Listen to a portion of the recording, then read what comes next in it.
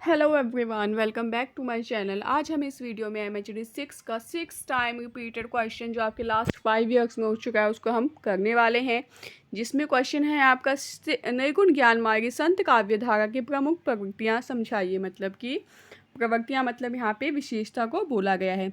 और ये क्वेश्चन मैंने आपको क्वेश्चन पेपर शेयर किया, आप देखिएगा कि कितनी बार ये क्वेश्चन रिपीट हुआ है। मोर देन 6 मतलब 6 टाइम तो हुआ ही है रिपीट लगभग।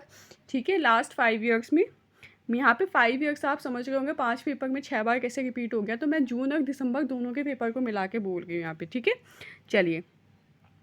निर्गुण ज्ञान मार्गी संत काव्य धारा मध्यकालीन हिंदी साहित्य की एक महत्वपूर्ण धारा है। ठीक है, निर्गुण मतलब यहाँ पे जिसका कोई आकार ना हो, फॉर्मलेस। ठीक है, इसके प्रमुख संतों में हमारे कबीर, रैदास, दादू दयाल आदि आते हैं।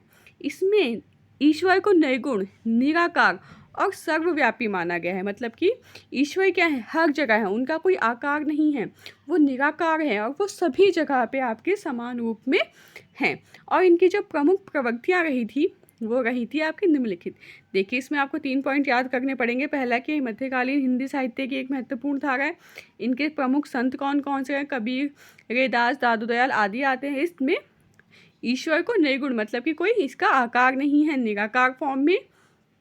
ठीक है, और सर्व जगह क्या है, सर्वव्यापी है, मतलब सर्व जगह पे हैं। ठीक है, उसके बाद निर्गुण ज्ञान मार्गी संत काव्य धारा के प्रमुख विशेषताएं आपकी कौन कौन सी हैं? तो निर्गुण संत काव्य धारा की प्रमुख प्रवृत्तियां में आपका आता है निर्गुण ब्रह्म की उपासना।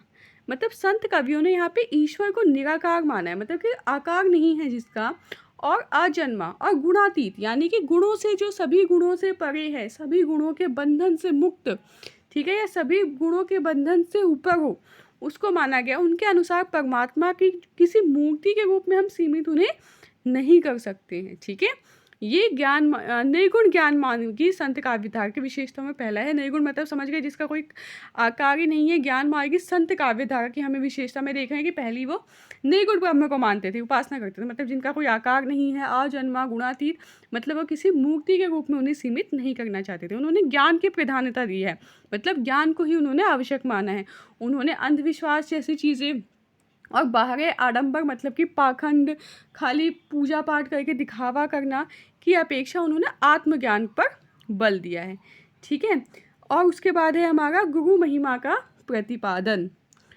गुरु को ईश्वर तक पहुंचने का यहाँ पे उन्हें मार्गदर्शक बनाया है। संत कवियों ने गुरु को ही अत्यंत सम्माननीय स्थान दिया है। ठीक है, इन्होंने गुरु को ही अत्यंत सम्माननीय स्थान यहाँ पे दिया है। आडंबरों और कर्म कांडों का विरोध, यानी कि आडंबर में तो मैंने आपको बता दिया कि दिखावा, बाहरी प्रदर्शन प्रदर्शन या फिर इट मीन्स पाखंड की, और कर्मकांड मतलब कि इन्होंने कर्मकांड, हम ऐसे काम कर लेते हैं, ठीक है, हम पाखंड करते हैं, और उन चीज़ों का इन्होंने विरोध किया है कि जैसे कि तीर्थ यात्रा, मूर्ति पूजा, है ना, जातिगत भेदभाव हम करते हैं, धार्मिक कर्मकांड करते हैं कि पूजा पाठ कर रहे हैं, मूर्तियाँ पूजा कर रहे हैं, भगवान के पास जा रहे हैं, पूजा कर रहे हैं, कि उन्होंने आलोचना की है। उन्होंने सच्ची भक्ति को, जो हम मन में ईश्वर को याद करते हैं, सच्ची भक्ति जो करते हैं, उन्होंने उसको महत्व दिया है, ना कि कर्मकांड को।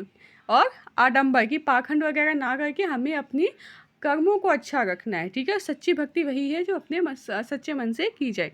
सामाजिक समता और मानवतावाद, इन्होंने सभी मनुष्य को समान माना है, चाहे वो किसी भी जाति, धर्म, ऊंच नीच या किसी सबका उन्होंने विरोध किया है। आत्मा परमात्मा की एकता, संत कवियों ने यहाँ पे आत्मा और परमात्मा के अभिन्न संबंध को स्वीकार किया है तथा अंतर्मुखी साधना पर बल दिया है। अंतर्मुखी मतलब जो अपने भीतर के विचारों और भावनाओं पर ध्यान दे, मतलब कि अपने भीतर के विचारों और भावनाओं पर ध्यान देने को ही अंतर्मुखी कहा गया है। और साधना मतलब किसी लक्ष्य, विशेषकर जब हम आध्यात्मिक लक्ष्य रखते हैं कि प्राप्ति के लिए जो हम अभ्यास करते हैं या प्रयास करते हैं, उसी को आपका साधना बोला गया है। ठीक है, अंतर्मुखी मतलब कि अपने भीतर के विचारों पर, अपने भीतर के विचार और भावनाओं पर ध्यान देकर हम किसी विशेष लक्ष्य, जैसे कि यहाँ पे विशेष लक्ष्य के स्पेशली आध्यात्मिक लक्ष्य की प्राप्ति के लिए जो हम प्रयास करते हैं, उसको बोला जाता है, पर उन्होंने बल दिया। रहस्यवाद और आध्यात्मिक अनुभूति, अनुभूति मतलब होता है एहसास। ठीक है, उनकी वाणी में आध्यात्मिक अनुभवों और रहस्यात्मक भावों का वाणी वर्णन मिलता है। लोक भाषा का प्रयोग इन्होंने किया है। संत कवियों ने ज़्यादातर किसका प्रयोग किया है? उन्होंने जनसाधारण की भाषा का प्रयोग किया है, जिससे उनका संदेश सभी समाज को मिल सके। प्रेम और भक्ति का महत्व, ज्ञान के साथ साथ इन्होंने ईश्वर प्राप्ति का साधन माना गया। प्रेम को मानव जीवन का सर्वोच्च मूल्य इन्होंने बताया है। निष्कर्ष, निर्गुण ज्ञान मार्ग संत काव्यधारा ने भारतीय समाज में धार्मिक सहिष्णुता, सामाजिक समानता, आत्मज्ञान और मानवीय मूल्यों का संदेश दिया है। इस धारा का हिंदी साहित्य और भारतीय संस्कृति पर बहुत ही अत्यंत गहरा प्रभाव पड़ता है।